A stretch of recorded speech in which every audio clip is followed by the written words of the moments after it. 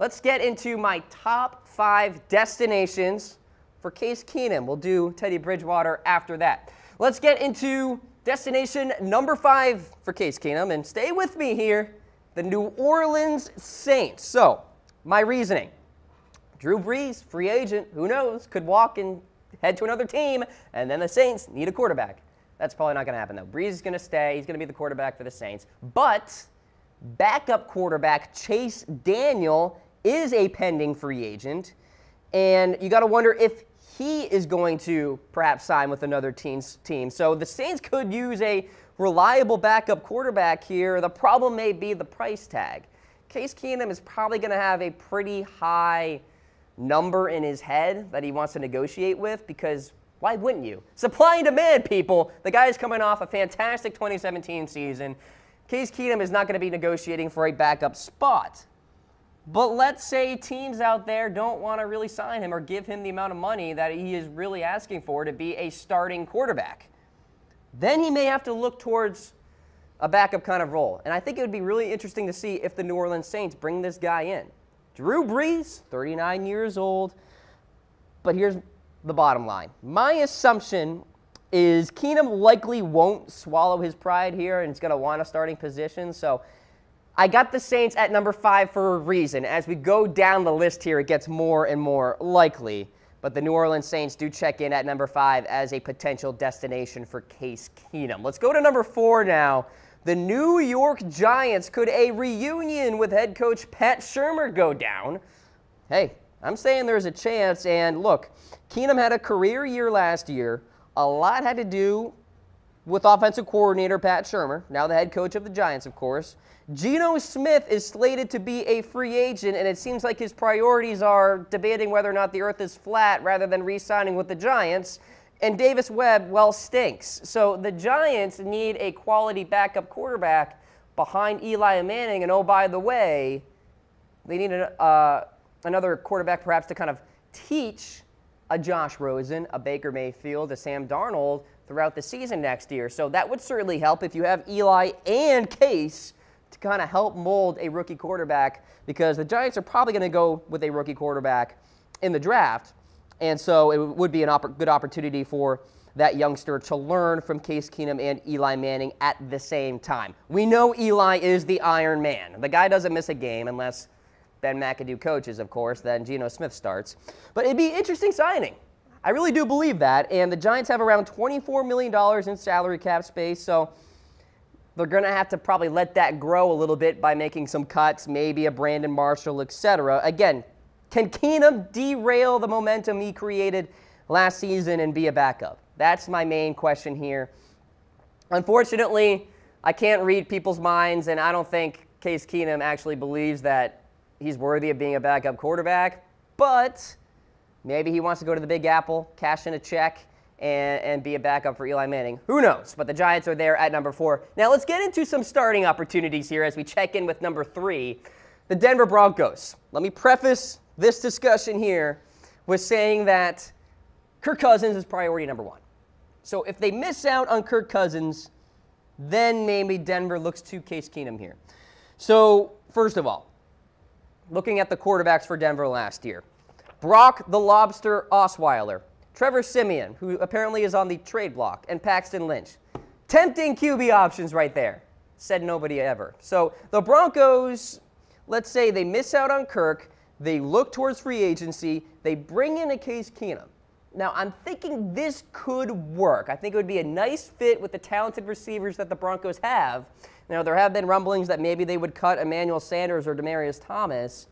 But let's say they both stay. There's still a solid running back core, too, with C.J. Anderson and company. And I think Denver actually goes with a rookie running back via the draft as well. So things are trending in the right direction there. So I think Keenum would be a nice pickup here for offensive coordinator Bill Musgrave, too. Musgrave is fairly known for designing systems to a quarterback's strengths, and I think he will do that with Case Keenum.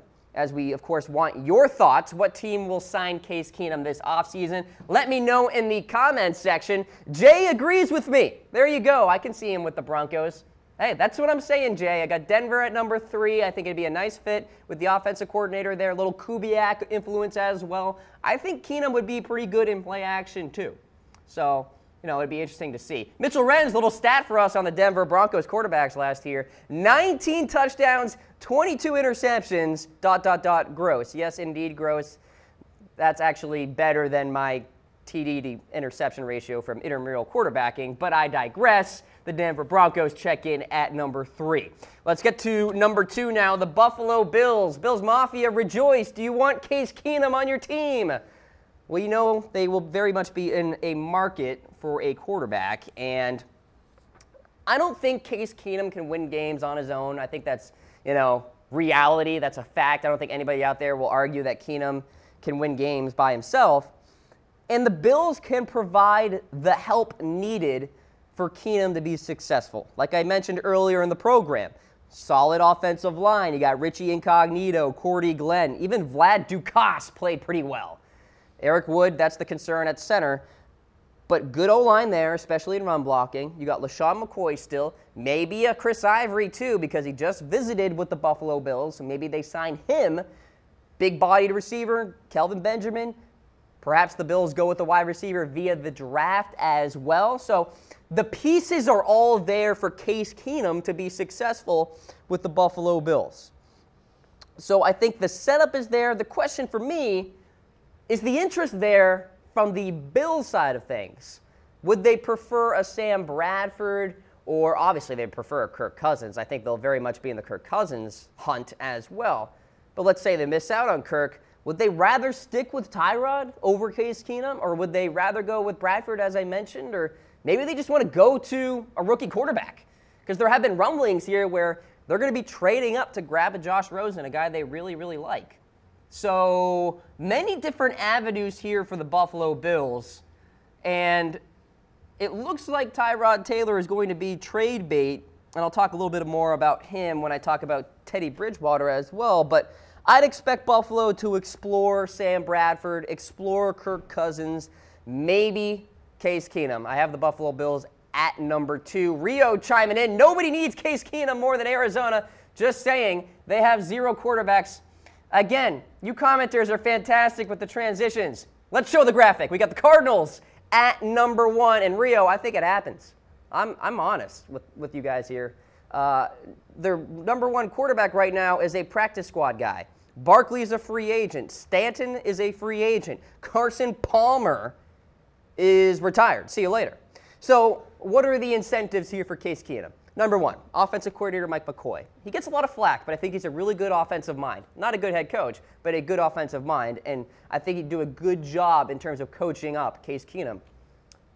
Incentive number 2, and it's a little weird, but the warm weather. I mean, you can't look past that. He's playing in the big toaster in Arizona, and he's playing in friendly confines as well. So I think it makes sense. I mean, that was part of the narrative when Peyton Manning was looking for a team, so why not for Case Keenum? And oh, by the way, David Johnson is coming back. So you have an elite top 4, maybe top 3 running back coming back, hopefully healthy, 100%. And you have Larry Fitzgerald, a future Hall of Fame wide receiver, remaining with the Arizona Cardinals as well. Now, the Cardinals have to improve the wide receiving core outside of Larry. They have a few free agents in that column at that position, and maybe they go to the draft, free agency, etc. I could see them actually go to free agency and pick up a couple of cheap guys, maybe a Moncrief or Paul Richardson, which would be a pretty good move for Arizona. So I think it's there. I think it makes sense, and I actually think it's going to happen. I talked about it in my bold predictions a few episodes ago that Case Keenum is going to sign with the Arizona Cardinals. I just think it's the best fit for him. And Steve Wilks, he really wants to be active in free agency, and I think he's going to have to be because Arizona is selecting number 15 overall in the NFL draft. What does that mean? Well, they're going to miss out on the Bakers and the Joshes, probably Allen and Rosen and Sam Darnold. So with that, do you want to cement Lamar Jackson or Mason Rudolph as your Week 1 2018 starter? I don't think so, and I think maybe you draft one of them. But being in no man's land here at number 15 overall, I'd expect the Cardinals to go ahead and grab Case Keenum. So the Cards' offensive line, I think, needs a lot of work. But again, Fitzgerald, David Johnson, the warm weather. I think it all sets up pretty nicely. Mike McCoy, the offensive coordinator there as well. So, top 5 destinations for Case Keenum. There you go. This is the Cam Rogers Show here on Chat Sports Facebook Live. I am Cam Rogers. Check me out on Twitter at Mr. Rogers99. There's the rundown for Case Keenum.